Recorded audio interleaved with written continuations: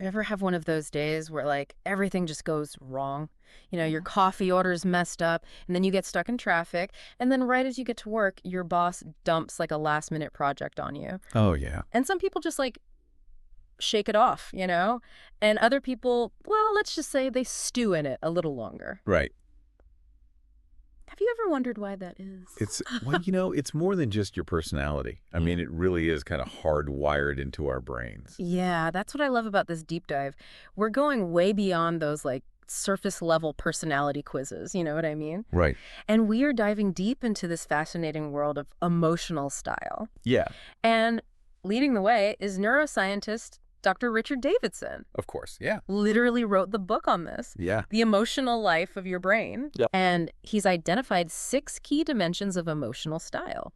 And today we're going to uncover what each one reveals about how your brain reacts to the world. Sound good? Yeah, let's get into it. All right, let's start with dimension 1, resilience. All right, so think of resilience like a mental reset button. Yeah. How quickly can you recover from those frustrating moments, like that traffic jam, we were just talking about? Is it just a minor blip for you? Or does it, like, throw off your entire day? I know, for me, I think about it all day. Right. So Dr. Davidson, he doesn't just ask these questions, he actually measures the stuff in his lab. Right. And that's where I think it gets really interesting. Have you heard of the startling noise study? Oh, yeah. Yeah. Tell us about this. They show people a series of upsetting images, like the kind that make you go, yikes. And then just when they think it's over, bam, this loud, startling noise. Oh, gosh. It's all perfectly safe, of course. But what they're really measuring is how quickly your blink reflex recovers. Wait, really? So like the speed of a blink can actually reveal how resilient you are? Exactly.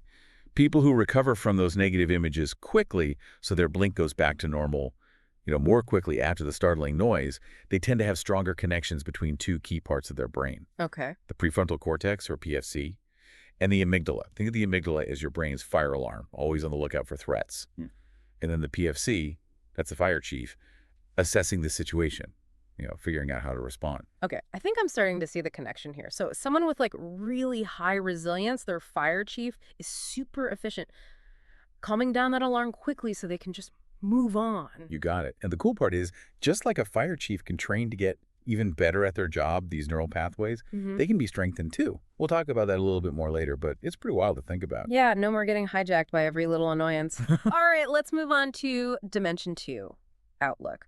You know those people who always see the glass as half full, even when life hands them, a big pile of lemons? Oh, yeah? Dr. Davidson wanted to know, like, are their brains just different somehow? It turns out they might be onto something. He found that people with like a more positive outlook tend to have more activity in the nucleus accumbens, which is basically the brain's reward center. And here's the key. It's not just about feeling that initial joy when something good happens. It's about sustaining that feeling even when the novelty wears off. So it's like their internal reward system is somehow wired to savor those positive emotions for longer. Kind of like those friends who can make a single piece of chocolate last an hour. Because they're truly in it, you know what I mean? Yeah. That's a great way to put it. And what's so fascinating is this effect. It isn't just limited to naturally cheerful people. Even some people with depression have shown this ability to kind of sustain those positive emotions. So it really suggests that maybe we can actually train ourselves to hold on to those good feelings, regardless of, our natural temperament. This is already blowing my mind, and we're only on dimension 2. Okay, so we've got resilience, outlook. Now let's just quickly introduce the next 4 dimensions of emotional style to give you a taste of what's to come. Okay. Social intuition, self-awareness, sensitivity to context, and attention. Each one kind of adds another layer to this whole understanding of how our brains shape our emotional lives. Yeah, so social intuition, it's like having like a sixth sense for reading people. You walk into a room and you can just tell what kind of mood everyone's in. Maybe you're just effortlessly decoding body language or like picking up on those really subtle shifts in tone of voice. Right. And then on the other end of the spectrum, someone with low social intuition, they might feel, baffled by those same cues. It's not that they don't care. They're just not wired to pick up on them. Right. And then there's self-awareness, being really in tune with your own emotions. Like you can articulate exactly how you're feeling, why you're feeling that way. Yeah. And without that self-awareness, it's like driving a car with no dashboard. You're moving, but you have no idea what's going on under the hood. And where you're going. Right, exactly. Next up, sensitivity to context. This one's all about how adaptable you are to different social situations. Can you go from, like, a high-stakes presentation at work to a casual dinner with friends, like, without missing a beat? Yeah, for someone who's highly sensitive to context, those shifts feel effortless. But for others, it can really feel like they're speaking a different language, depending on who's in the room. Wow. And finally, attention. In a world full of distractions, how easy is it for you to stay focused? People with really strong attention skills, they can maintain that laser focus even when their emotions are running high, while others, might find themselves constantly pulled away by their feelings or just those external distractions. Right. Okay, so we've got these 6 dimensions, hmm but are we born with them, like etched in stone, or is there hope for us yet? Can we actually change our emotional style? That's what we'll be diving into in part 2 of this deep dive. Welcome back to the deep dive. We're picking up right where we left off, exploring those 6 dimensions of emotional style, how they kind of play out in our lives. And last time, well, we left you hanging with a pretty big question. Yeah. Can we actually change our emotional style, or are we just stuck with the brain we were born with? Well, it's a question that scientists have been kind of like scratching their heads about for decades. Yeah. But thankfully, I think the answer is that our brains are way more adaptable than we once thought. You're talking about neuroplasticity, right? Yes. That word always makes me think of, like, the brain is this big hunk of Play-Doh that's just, like, constantly reshaping itself. Exactly. Yeah. And you know how you can mold Play-Doh with your hands? We can mold our brains through experiences and, like, intentional effort. Remember those techniques that we were talking about earlier?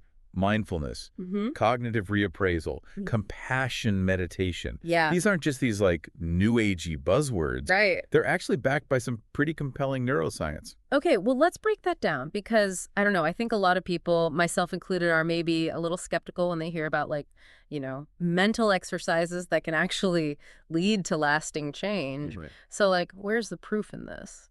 Yeah, well, some of the most compelling evidence, I think, comes from studying long-term meditators, and specifically Tibetan Buddhist monks who've spent years practicing mindfulness.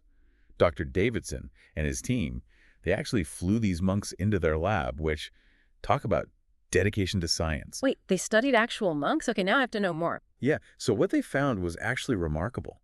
Compared to people who don't meditate, the monks' brains showed increased activity in areas that are associated with attention, compassion, and emotional regulation. So it's like years of mindfulness had actually strengthened those neural pathways. So it's not just some, like, woo-woo concept. It's like meditation can actually sculpt your brain, kind of like how lifting weights can sculpt your muscles. Exactly. And here's the really encouraging part. You don't have to, devote your life to meditation to actually reap the benefits. Okay, good. Even short periods of daily practice, like even just 10 to 15 minutes, can lead to positive changes in, like, brain structure and function. Okay, that feels a lot more doable than flying to Tibet to study with the monks.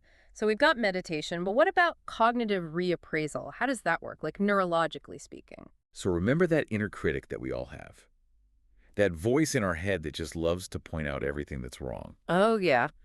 Cognitive reappraisal is kind of like giving that critic a new script. Mm. So it's about interrupting those automatic negative thoughts that can really send us spiraling, and then choosing a more balanced, helpful perspective. So instead of just getting swept away by that initial wave of, like, oh my gosh, this is a disaster, everything's terrible, Right. you can kind of hit the pause button and be like, hold on a second, let's look at this a different way. Yes, exactly. And this process of reframing, it actually engages the prefrontal cortex, that part of the brain that's responsible for planning and decision-making.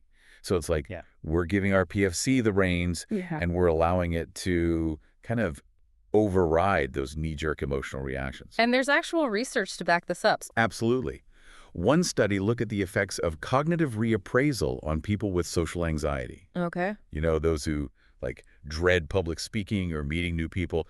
They found that when these people learned to reappraise those anxious thoughts, it actually reduced the activity in their amygdala, Wow. that fear center of the brain. So instead of letting those anxious thoughts run wild, they were able to calm down their brain's alarm system just by changing their thinking. Exactly. That's incredible. It's really powerful, and it just shows how our thoughts can really change our brain activity. And the more we do it, the better we become at kind of catching those thought patterns and choosing a different course. This is all starting to sound very empowering. Good. But what about compassion meditation? That one still feels a little mysterious to me. Yeah. So compassion meditation, it's a really beautiful practice, actually. It's all about cultivating those feelings of empathy and kindness for ourselves and for other people. Okay.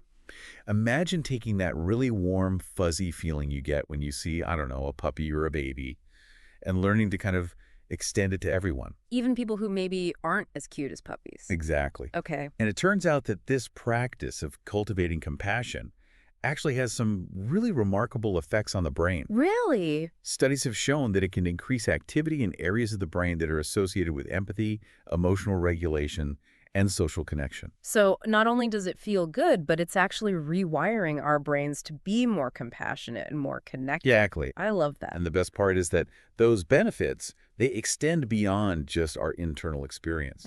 Compassion meditation can actually make us more kind and caring and more supportive when we're interacting with other people. So it's like this ripple effect of positivity, starting in our own brain and then kind of radiating outward into the world. Precisely. And this practice can be super helpful for people who struggle with things like negative self-talk or self-criticism. Right. So by cultivating compassion for ourselves, we can actually start to quiet that inner critic and develop a more accepting and loving relationship with ourselves. I love that. Okay, I'm sold.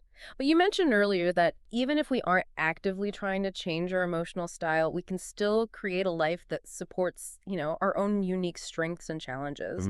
So can you give us some examples of what that actually looks like? Absolutely. I think it all comes down to becoming like an expert on yourself, Yeah. understanding your own emotional wiring, and then making choices that really align with your own needs and preferences. So it's about working with our natural tendencies, not against them. Yeah, I like that. Exactly. Mm.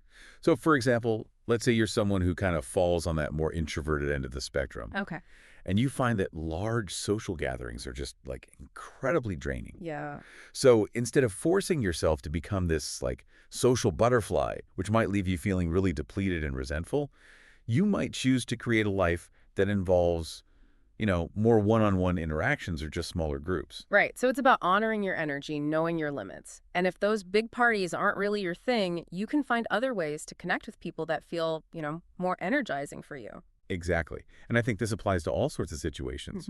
If you're someone who thrives on routine and predictability, maybe create a work environment for yourself that kind of minimizes chaos and those last-minute changes. Or if you're highly sensitive to like sensory input, seek out those environments that are more calming and peaceful rather than overwhelming. So it's like designing a life that actually fits your emotional blueprint instead of trying to squeeze yourself into some mold that just doesn't quite work. Yeah. I love that. It's about recognizing that our emotional styles, they aren't flaws to be fixed. They're just variations to be understood and appreciated. I love that. This has been an incredible deep dive so far, and I'm already feeling so inspired to put some of this into practice. But before we wrap up, there's one more piece of this puzzle that we need to explore. How can understanding emotional style actually enhance our relationships, our work, and just our overall well-being? That's what we'll be diving into in part 3 of this deep dive. Welcome back to the deep dive. We've been on this incredible journey exploring, emotional style, the 6 key dimensions, the whole neuroplasticity thing. Right. But now I kind of want to talk about how can we actually use this stuff, Yeah. To enhance our lives. Yeah. And I think a good place to start is relationships. Yeah, absolutely. This is where it gets really fun because imagine you're not only understanding your own emotional tendencies. But you're also starting to understand your partners, your families, your friends. Right. It's almost like you're getting a behind-the-scenes look Yeah. at how they experience emotions. Totally. Some kind of X-ray vision for relationships. Yes.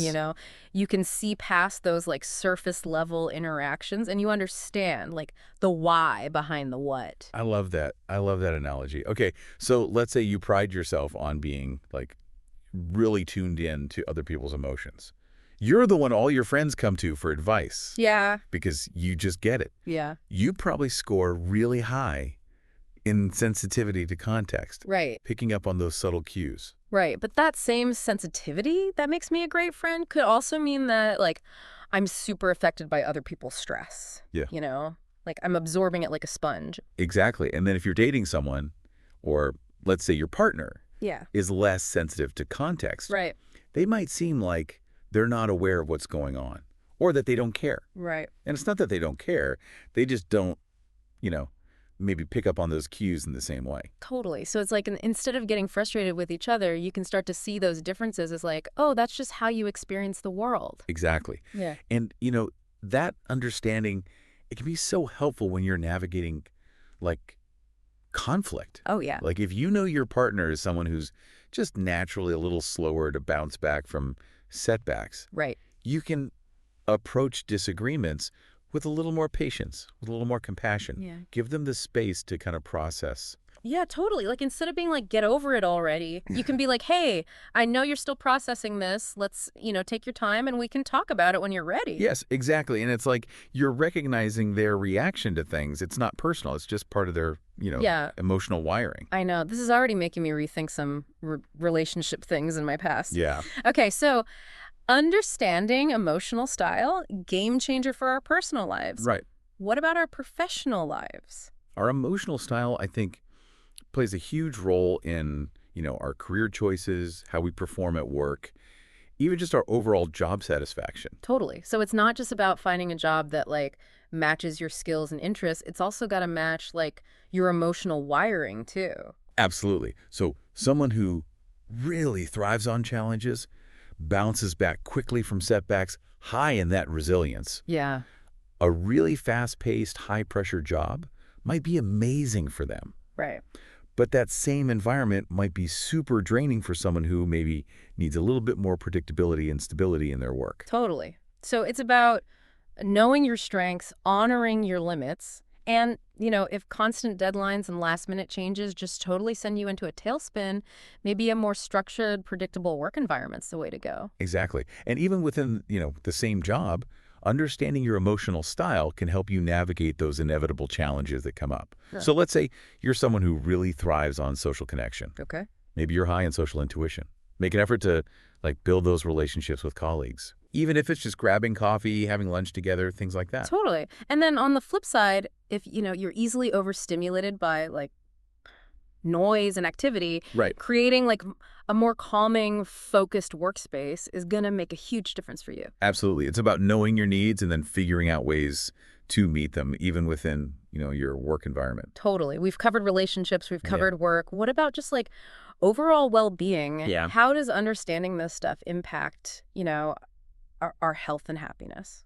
This is kind of, I think, where it all comes together. Mhm. Because when we understand our emotional style, we can start making choices that really, truly support our mental, emotional, and even physical well-being. So it's like we're creating a lifestyle that nourishes our emotional needs. Yes, exactly.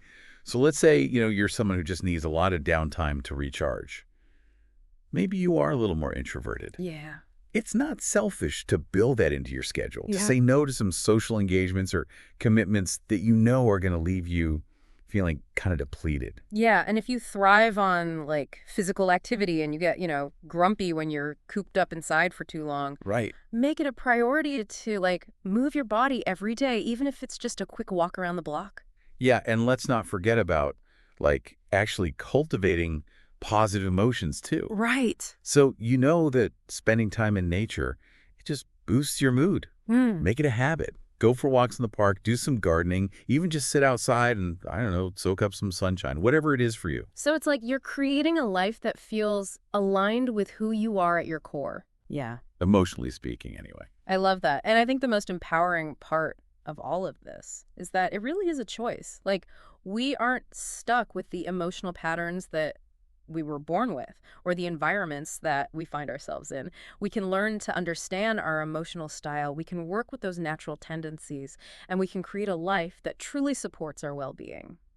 This has been an incredible deep dive, I think, into the world of emotional style. We've explored the science, the strategies, and just that transformative power of really understanding our emotional selves. It's been so fun exploring this all with you. And remember, this is just the beginning, right? Yeah. As we learn and grow, our emotional style can evolve. Absolutely. And we can keep refining how we approach relationships, work, well-being, all of it, right? Keep learning, keep growing. Exactly.